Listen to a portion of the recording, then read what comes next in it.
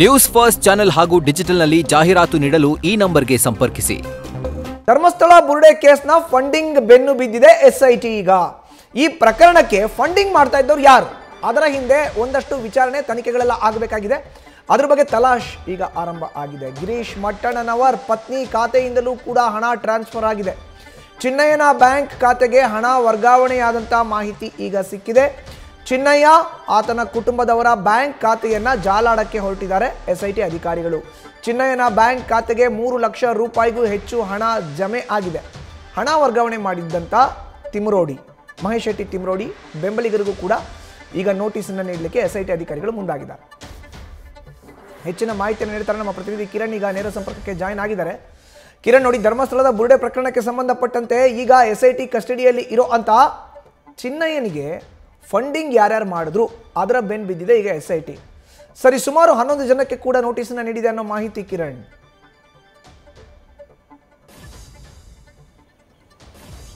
ಮಧು, ಈ ಒಂದು ಪ್ರಕರಣ ಏನಿದೆ ದಿನದಿಂದ ದಿನಕ್ಕೆ ರೋಚಕತೆಯನ್ನು ಪಡ್ಕೋತಾ ಇದೆ. ಹಾಗೆಯೇ ಪ್ರತಿದಿನ ಪ್ರತಿಯೊಂದು ಹೊಸ ವಿಚಾರಗಳು ಬಯಲಿಗೆ ಬರ್ತಾ ಇದ್ದಾವೆ. ಹಾಗೆ ಏನು ನಿಗೂಢತೆ ಇತ್ತು, ಇಷ್ಟು ದಿನ ಏನು ನಿಗೂಢತೆ ಇತ್ತು, ಒಂದೊಂದಾಗಿ ಅದು ತೆರ್ಕೊಳ್ತಾ ಇದೆ. ಈ ಒಂದು ಶವಹೂತಿಟ್ಟ ಪ್ರಕರಣ ಆಗ್ಬೋದು, ಹಾಗೆ ಬುರುಡೆ ಪ್ರಕರಣ, ಇದರ ಹಿಂದೆ ಇರುವವರು ಯಾರು ಅನ್ನೋದು, ಸೂತ್ರಧಾರಿ ಯಾರು ಎನ್ನುವುದನ್ನು ಈಗಾಗಲೇ ಎಸ್ಐಟಿ ಅಧಿಕಾರಿಗಳು ಪತ್ತೆ ಹಚ್ಚಿದ್ದಾರೆ. ಹಲವಾರು ಜನರ ಈಗಾಗಲೇ ದಾಖಲೆ ಪತ್ರಗಳನ್ನು ಇಟ್ಕೊಂಡಿದ್ದಾರೆ, ಸಾಕ್ಷಿಗಳನ್ನು ಇಟ್ಕೊಂಡಿದ್ದಾರೆ. ಆದರೆ ಅರೆಸ್ಟ್ ಮಾಡಲಿಕ್ಕೆ ಇನ್ನೂವರೆಗೂ ಗ್ರೀನ್ ಸಿಗ್ನಲ್ ಸಿಗ್ತಾ ಇಲ್ಲ. ಈ ಹಿನ್ನೆಲೆಯಲ್ಲಿ ಅವರು ಕಾಯ್ತಾ ಇರೋದ್ರ ನಡುವೆ ಈ ಒಂದು ಪ್ರಕರಣಕ್ಕೆ ಫಂಡಿಂಗ್ ಮಾಡಿದವ್ರು ಯಾರು ಅನ್ನೋದ್ರ ಬಗ್ಗೆ ಪ್ರಶ್ನೆ ಬಂದಾಗ ಎಸ್ಐಟಿ ಅಧಿಕಾರಿಗಳು ಅದನ್ನು ಕೂಡ ಈಗಾಗಲೇ ಆ ವಿವರಗಳನ್ನು ಪಡ್ಕೊಂಡಿದ್ದಾರೆ. ಹಲವಾರು ಜನರ ಬ್ಯಾಂಕ್ ಖಾತೆಗಳನ್ನು ಜಾಲಾಡಿದ್ದಾರೆ, ಬ್ಯಾಂಕ್ ಖಾತೆಗಳ ವಿವರಗಳನ್ನು ಪಡ್ಕೊಂಡಿದ್ದಾರೆ. ಸರಿಸುಮಾರು 11 ಜನರಿಗೆ ಈಗಾಗಲೇ ಫಂಡಿಂಗ್ ಮಾಡಿರೋ ಬಗ್ಗೆ ನೋಟಿಸ್ ಜಾರಿ ಮಾಡಲಾಗಿದೆ.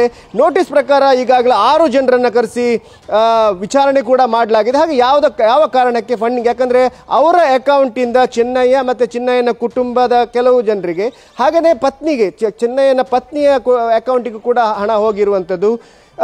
ಕೆಲವು ಸಲ 50,000, ಕೆಲವು ಸಲ 15,000, 30,000 ಈ ರೀತಿ ಟ್ರಾನ್ಸಾಕ್ಷನ್ಗಳಾಗಿರುವಂಥದ್ದು ಕಂಡು ಬರ್ತಾ ಇರುವಂಥದ್ದು. ಅದರ ನಡುವೆ ಈ ಗಿರೀಶ್ ಅವರ ಪತ್ನಿಯ ಅಕೌಂಟಿಂದ ಕೂಡ ಹಣ ಹೋಗಿರುವಂಥದ್ದು, ಟ್ರಾನ್ಸಾಕ್ಷನ್ ಆಗಿರುವಂಥದ್ದು ಗೊತ್ತಾಗ್ತಾ ಇದೆ. ಈ ಹಿನ್ನೆಲೆಯಲ್ಲಿ ಕಳೆದ 6 ತಿಂಗಳ ಹಿಂದೆ ಈ ಒಂದು ಟ್ರಾನ್ಸಾಕ್ಷನ್ ಆಗಿದೆ.